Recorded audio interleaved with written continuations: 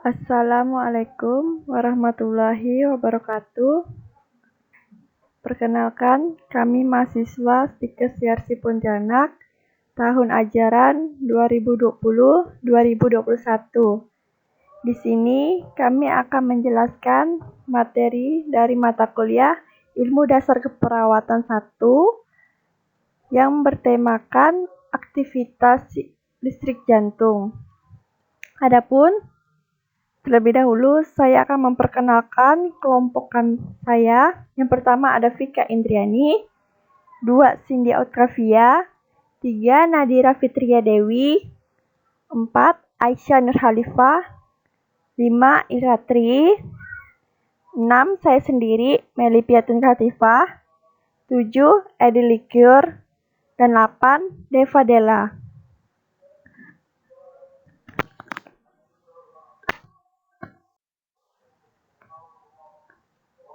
Sebelum masuk ke materi aktivitas listrik jantung, saya akan menjelaskan terlebih dahulu apa itu jantung. Jantung adalah sebuah rongga organ berotot yang mampu memompa darah melewati pembuluh darah oleh kontraksi berirama yang berulang-ulang, di mana tubuh manusia sangat membutuhkan suplai oksigen dan nutrisi melalui darah. Darah inilah yang dipompa melalui jantung yang juga bertugas menghilangkan sisa metabolisme. Jantung juga menjadi salah satu organ manusia yang memiliki peran pada sistem peredaran darah. Letak jantung manusia berada di rongga dada, antara dan sedikit di sebelah kiri dari tengah. Ukuran jantung manusia adalah sekitar kepalan tangan dengan berat serat 200-400 gram. Adapun anatomi jantung manusia yaitu sebagai berikut. Pertama, ada yang disebut dengan aorta. Aorta merupakan arteri terbesar dalam tubuh yang membawa darah yang mengandung oksigen dari ventrikel kiri ke tubuh. Aorta terletak di bagian atas jantung. Kemudian ada yang disebut dengan arteri pulmonalis. Arteri pulmonalis merupakan arteri yang mengangkut darah dari jantung ke paru-paru dan berfungsi menggantikan karbon dioksida dan uap air dalam darah dengan oksigen. Untuk penjelasan lebih lanjutnya, kita masuk ke slide selanjutnya. Di dalam jantung juga terdapat serambi kanan, di mana serambi kanan berfungsi untuk menerima darah yang kaya akan karbon dioksida dari seluruh tubuh. Serta darah yang kaya akan karbon dioksida ini dikategorikan ke dalam darah kotor, karena darah tersebut memasuki serambi kanan melalui vena cava superior dan inferior. Lalu dari serambi kanan, darah dipompa menuju bilik kanan. Pada jantung janin ada lubang di serambi kanan untuk darah mengalir secara langsung ke serambi kiri. Kedua, ada yang disebut dengan serambi kiri. Serambi kiri ini berfungsi menerima darah yang kaya oksigen dari paru-paru. Ketiga, ada yang disebut dengan bilik kanan, di mana bilik kanan ini berfungsi untuk memompa darah yang kaya akan karbon dioksida ke paru-paru. Dan yang keempat, ada yang disebut dengan bilik kiri. Bilik kiri berfungsi untuk memompa darah yang kaya akan oksigen ke seluruh tubuh, di mana letak bilik kiri jantung ini berada di bawah serambi kiri dan dipisahkan dengan katup mitral. Nah, adapun gambarnya sebagai berikut. Ini adalah disebut dengan bilik kanan. Ini bilik kiri. Bagian atas dari bilik kiri itu serambi kiri, dan bagian atas dari bilik kanan yaitu serambi kanan.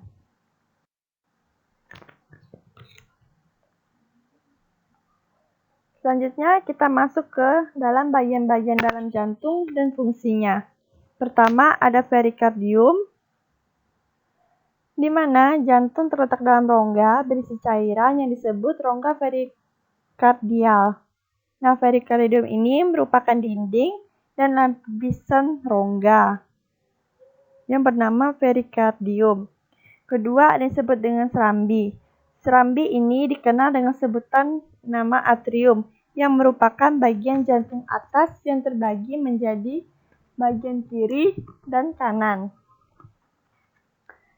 Kemudian ada disebut dengan bilik, sama halnya seperti serambi. Bilik atau ventrikel merupakan bagian dari jantung yang memiliki dua sisi, yaitu sisi kanan dan kiri. Namun, bedanya apa? Pada bilik ini terletak pada bagian bawah jantung. Kemudian ada yang disebut dengan katup.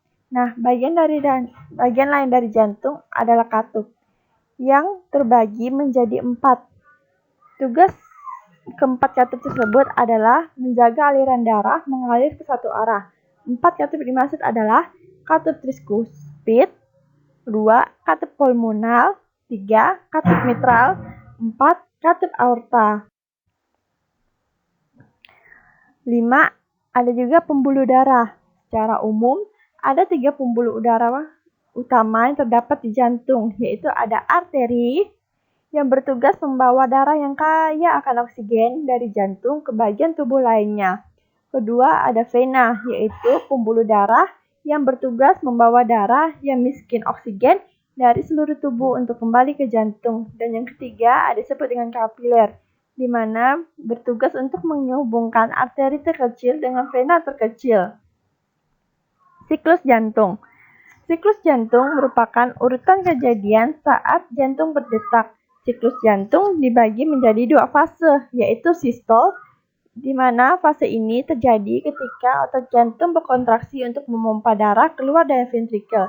Dan kedua ada disebut dengan diastol. Fase ini terjadi ketika otot jantung rileks terjadi pada saat pengisian darah di jantung.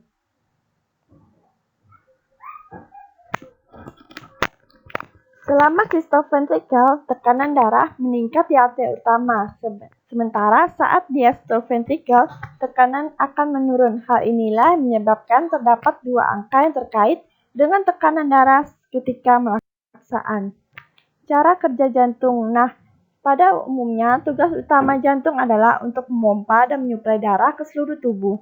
Ketika denyut jantung berdenyut, ruang jantung mengendur dan terisi oleh darah yang disebut dengan diastol.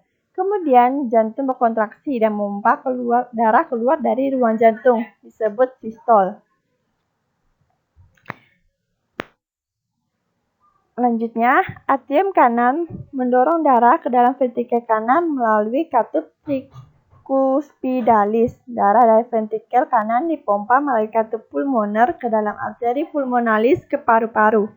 Darah yang mengalir melalui pembuluh kapiler menggunakan kantong udara di paru-paru, menyerap oksigen serta melepaskan karbon dioksida dan kemudian dialirkan kembali ke jantung.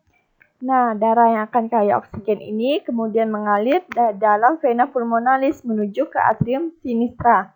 Darah dalam atrium sinistra kemudian didorong oleh ventrikel sinistra melewati katup mitral, lalu memompa darah bersih melewati katup aorta, masuk ke dalam arteri terbesar dalam tubuh. Darah yang kaya akan oksigen inilah yang sirkulasikan ke seluruh tubuh kecuali paru-paru dan sebagainya.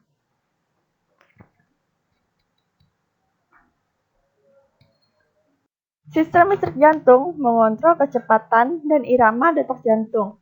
Tiap kali jantung berdenyut, sinyal listrik merambat dari jantung bagian atas ke bagian bawah. Saat sinyal ini berjalan, jantung berkontraksi dan memompa darah. Di jantung ini terdiri dari 2 bagian atas dan bagian bawah. Di bagian atas disebut serambi atau atrium, bagian bawah disebut bilik atau ventrikel. Seperti yang sudah dijelaskan di awal tadi, di mana serambi ini memiliki 2 ruang, yaitu kanan dan kiri. Serta bilik yang memiliki 2 ruang juga, bilik kanan dan bilik kiri, sehingga total di jantung ada 4 ruang. Selanjutnya, proses ini berjalan karena adanya sistem listrik jantung. Sinyal listrik dimulai dari sel-sel sinoatrial node atau simpul SA yang ada serambi kanan. Biasa disebut gardu pembangkit listrik. Dari sini, aliran listrik menjalar lewat kabel-kabel listrik ke serambi kanan dan kiri, membuat serambi berkontraksi dan memompa darah ke bilik. Sinyal listrik lalu bergerak ke bawah ke sel-sel yang disebut IV node atau simpul IV yang ada di antara serambi dan bilik. Selanjutnya, sinyal listrik meninggalkan IV node, mengalir sepanjang jalur yang disebut bundle of His. Jalur ini berjabang kiri kanan, melekat di dinding dalam bilik jantung. Sinyal listrik kemudian merambat ke sini, membuat bilik jantung berkontraksi. Darah dari bilik kanan mengalir ke paru-paru untuk transfer karbon dioksida dan oksigen. Dan yang dari bilik kiri mengalir ke aorta. Detakan jantung menjadi kacau bila sistem listrik terganggu. Pada kondisi normal, sinyal listrik dari simbol SA melambat saat kita istirahat atau tidur dan denyut jantung ikut melambat. Sebaliknya, saat berolahraga, sinyal listrik meningkat dari jantung berdetak lebih cepat. Pada mereka yang gangguan irama jantung, sinyal listrik bisa berjalan lebih cepat atau lambat secara. Nah, ini adalah gambar dari struktur jantung, di mana jantung ini akan berdetak dan ia akan menompa darah ke seluruh tubuh. Ada yang dilihat dari garis yang merah dengan biru ini. Darah ini kemudian diedarkan. Terjadinya proses ini membawa darah terdeoksigenesis ke paru-paru, di mana ia memuat oksigen dan mengeluarkan karbon dioksida, produk limbah metabolisme. Gabungan jantung, darah, dan pembuluh darah disebut dengan sistem peredaran darah, seperti pada yang kita lihat di gambar tersebut. Ada berupa seperti akar-akar gini. Ini merupakan di dalamnya sistem peredaran darah kita pada manusia.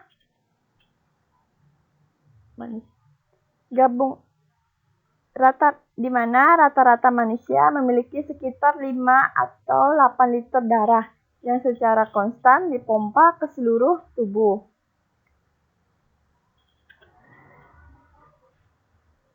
Nah, letak jantung ini berada di antara paru-paru, di tengah dada, di belakang, dan sedikit ke kiri tulang dada atau sternum, seperti yang sudah dijelaskan tadi pada awal-awal sebelumnya.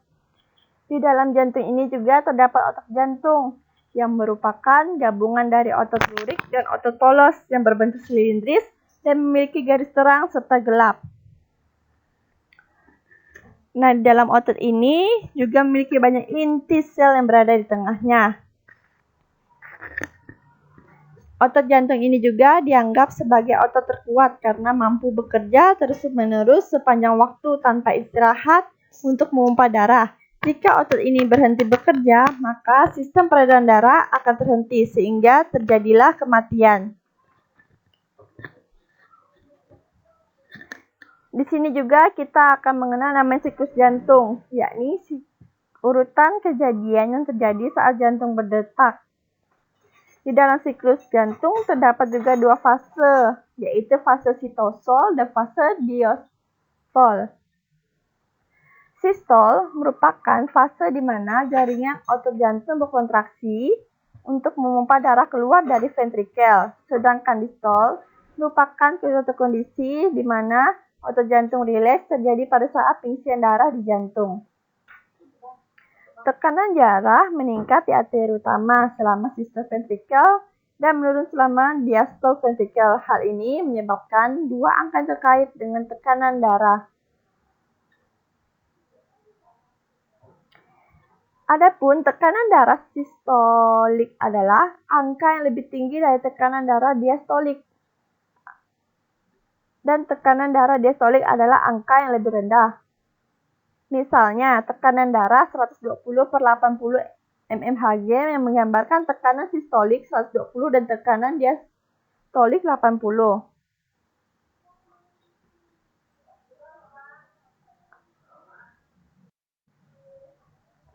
Kemudian kita masuk ke materinya, yaitu aktivitas listrik jantung. Nah, apa sih itu aktivitas listrik jantung? Aktivitas listrik jantung merupakan suatu kondisi kontraksi sel otot jantung yang terjadi karena adanya potensi aksi yang dihantarkan sepanjang membran sel otot jantung. Maksudnya, di mana jantung ini akan berkontraksi secara ritmik sehingga adanya infus listrik yang dibangkitkan oleh jantung itu sendiri. Di dalam aktivitas listrik jantung ini juga terdapat yang namanya potensial aksi. Potensial aksi yang terdapat pada membran saraf dan otot rangka dapat terjadi adanya rangsangan dari luar, sedangkan pada membran sel otot jantung, potensial aksi dapat terjadi tanpa adanya rangsangan. Sehingga berbeda dari sel saraf dan sel otot rangka yang memiliki potensial membran istirahat, karena sel-sel khusus jantung tidak memiliki potensial membran istirahat.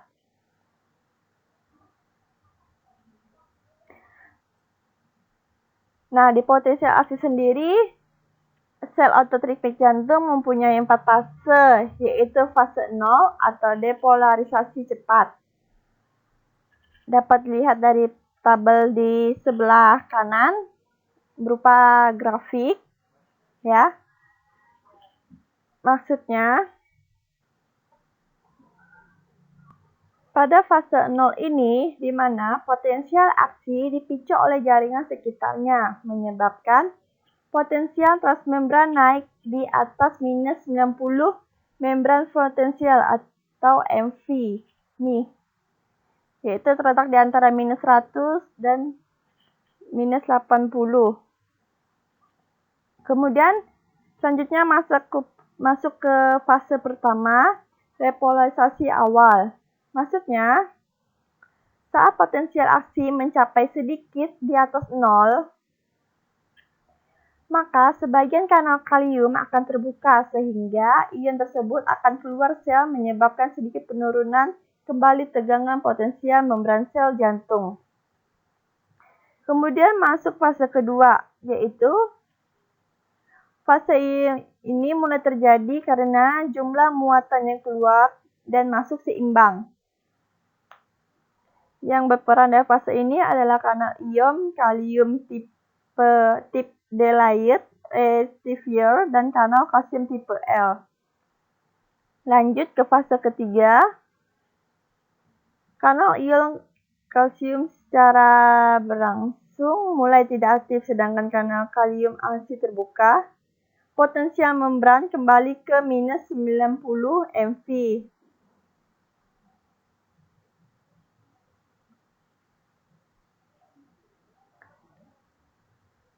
Kemudian masuk ke fase keempat atau yang kita kenal dengan fase istirahat, di mana potensial listrik jantung pada fase istirahat adalah minus 90 MV dan bernilai negatif dikarenakan ion K yang lebih tinggi di dalam sel serta ion N lebih tinggi di luar sel. Hal ini diperoleh karena kerja kanal ion NAK-ATP-ASE, adapun kanal ion Na dan Ca tidak aktif. Nih,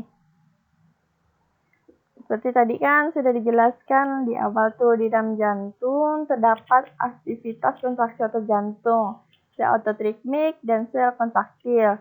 Nah, sel otot ritmik itu adalah sel jumlahnya sedikit tetapi sangat penting dalam proses kontraksi otot jantung. Sedangkan sel kontraktil yaitu di mana 99% dari jumlah sel-sel otot jantung yang berperan untuk bekerja memompa darah secara. Selanjutnya kita masuk ke sel otoritmik. Sel otoritmik ini adalah sel yang jumlahnya sedikit tetapi sangat penting dalam proses kontraksi otot jantung. Karena ada sifatnya, sel otoritmik adalah sel yang mulai potensial aksi yang kemudian diteruskan kepada sel kontraktil untuk berkontraksi dengan catatan bahwa sel otoritmik tidak melakukan kontraksi untuk memompa darah. Nah, sel otoritmik ini memiliki peran sebagai berikut. Pertama, pemacu aktivitas jantung. Kedua, sebagai potensial pemacu dan potensial aksi, yaitu berupa perubahan terpenting dan perpindahan ion yang menimbulkan potensi pemacu, penurunan arus K+ keluar disertai arus Na+ masuk yang konstan, peningkatan masuknya arus Ca2+. Kemudian ada yang disebut dengan sel kontraktil, di mana seperti dijelaskan di depan tadi dahulu, bahwa 99% dari jumlah sel-sel otot jantung, sel ini masih bekerja memompa darah secara mekanis. Sel kontraktil ini tidak dapat membentuk potensial aksinya sendiri. Perbedaan sel otoritmik dan kontraktil adalah fast sodium channel-nya akan selalu inaktif atau sudah dihambat sehingga tidak dapat terbuka. Adapun sel kontraktil ini sendiri memiliki peran yaitu sebagai pertama, pembentukan potensial aksi pada otot jantung kontraktil hampir sama dengan pada otot rangka. Kedua, potensial aksi yang direkam dalam sebuah serabut otot ventrikel rata-rata 105 mV. Ketiga, setelah terjadinya gelombang peak atau naik yang pertama, membran tetap dalam keadaan depolarisasi selama kira-kira 0,2 detik untuk memperlihatkan plato atau pendataran yang diikuti dengan keadaan repolarisasi yang terjadi dengan tiba-tiba pada bagian akhir tersebut. Adapun mekanisme potensial aksi sel kontraktil otot jantung yang pertama, di waktu istirahat, potensial aksi membran sel kontraktil adalah sekitar minus 85 mV. Kedua, sewaktu kanal fosfodium channel terbuka, Na+ masuk ke dalam sel dan menyebabkan terjadinya depolarisasi pada sel kontraktil. Sehingga dalam waktu singkat, potensial aksi sel kontraktil mencapai positif 20 mV. Sehingga fosfodium channel menutup dan slow sodium calcium channel membuka. 3. Setelah sel kontraksi berkontraksi, maka slow sodium calcium channel menutup dan slow potassium channel terbuka dan mengakibatkan kalium keluar dari sel sehingga mengembalikan koordinasi potensial aksi sel menjadi negatif.